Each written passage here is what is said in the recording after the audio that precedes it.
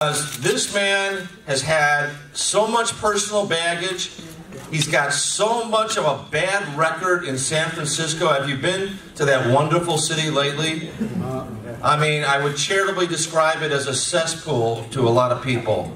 You have to walk over used hypodermic needles and human waste. I was in San Francisco on Friday, and a woman had taken out a full-page ad in the San Francisco Chronicle talking about how horrendous it is to live in San Francisco these days.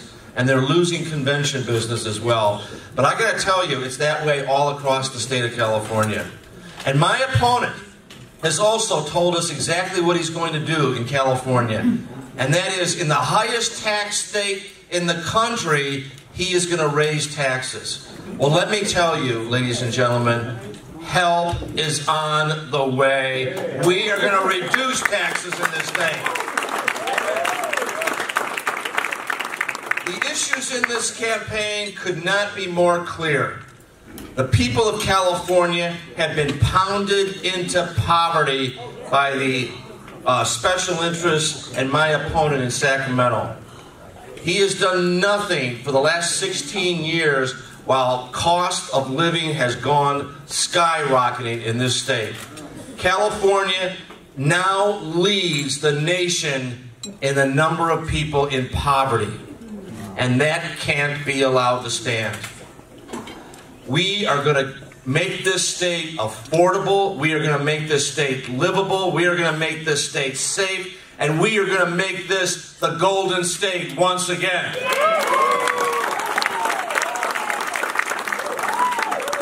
My opponent is going to make this about the President of the United States, about Donald Trump, because he knows the polls are showing the President to be underwater.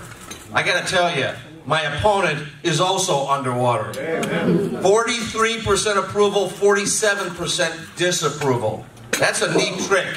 And he's 99% known by the people.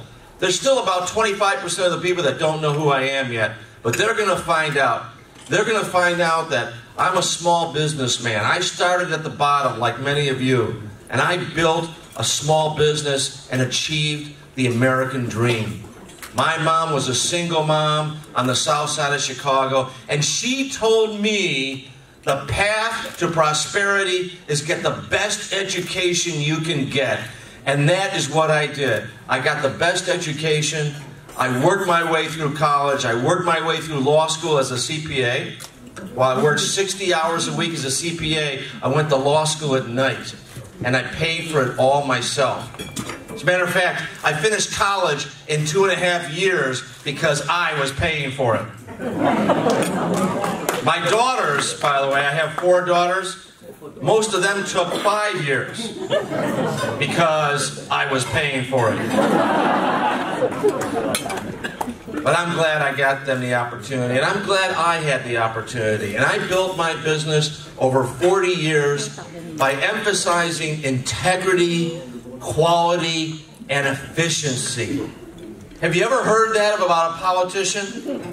Those are 3 strange words to most politicians, aren't they? Well, I'm not a politician. I'm a businessman, and I've spent a career achieving results. And frankly, that's what our president is doing as well. As you know, the level of our economy has grown. Under Obama, we got barely to 2% growth. We are probably going to do 4% growth this year in this economy. And Mr. Newsom is going to make it all about Mr. Trump. Well, you know what? Mr. Trump didn't enact a gasoline tax on the people of California. You did, Mr. Newsom, and we're going to repeal it in November. Vote yes on Proposition 6 right here. And you know what? Mr. Trump didn't create a housing crisis in California. Mr. Newsom, you and your political class and your special interest cronies created this housing crisis. I'm in the housing business. I build apartments for $80,000 a unit in Indiana, which is a well-managed state. Here in California, it's $300,000, $400,000, $500,000, driven up by government regulation. When I'm the governor of this state, we are truly going to build affordable housing that people can afford and have a great quality of life.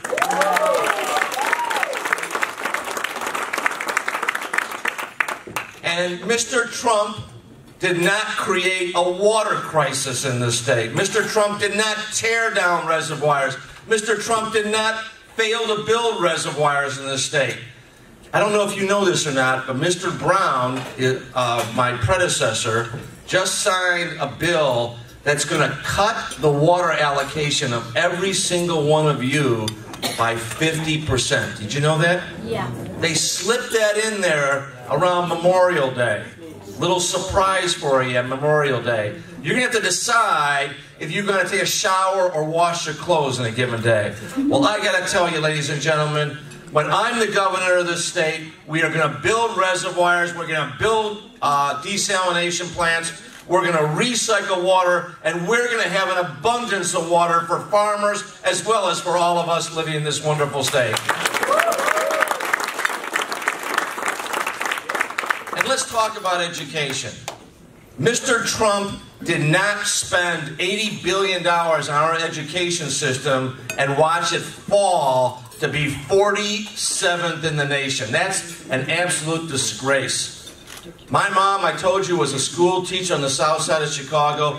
She got 2 master's degrees from Berkeley in the 40s. And by the way, this is a woman who, after she got her second master's degree in Spanish literature, went down, traveled to Chile, and taught illiterate kids how to read and write in Chile.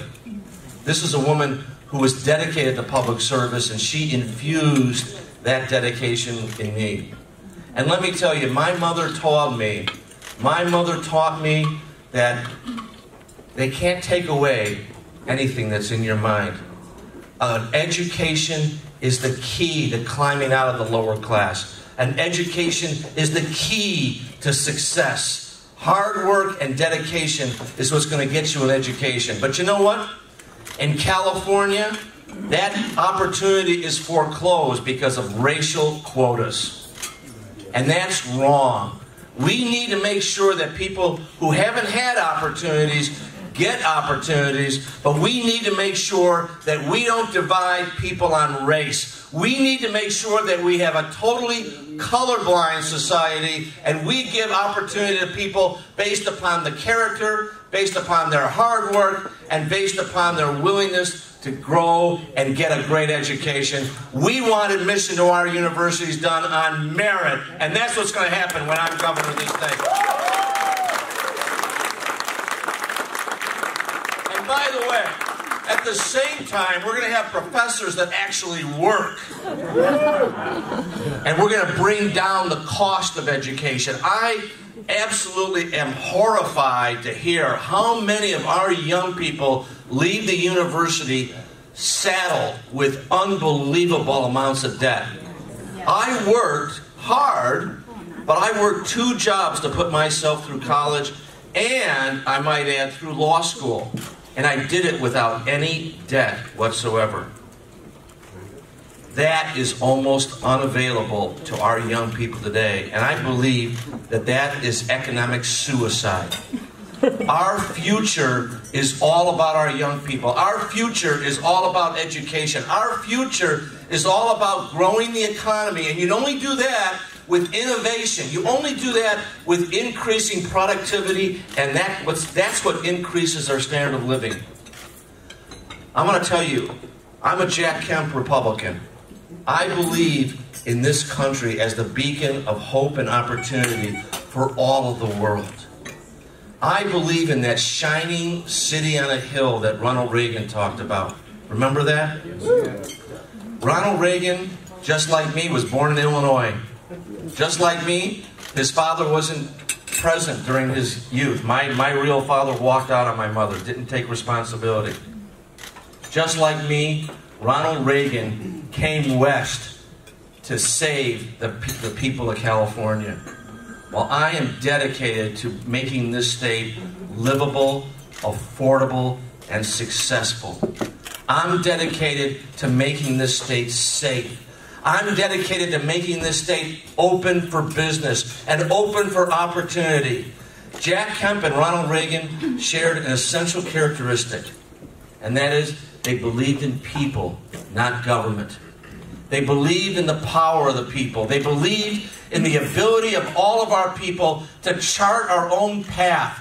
We don't need government to tell us how to get our kids educated. We can do that ourselves. We don't need government to tell us how to pick a doctor. We can do that ourselves.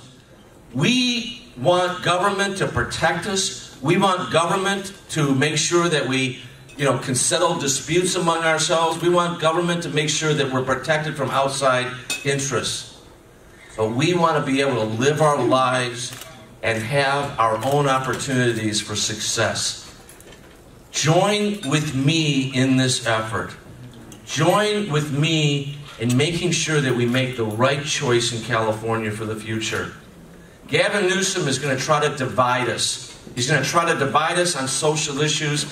He's going to try to divide us by creating a war with Washington, D.C. and President Trump. I want to unite us. I want to inspire each one of you to a life of helping others. And that's why I'm doing this. That's why I'm running for governor. Join with me and let's make California the Golden State once again. Thank you very much.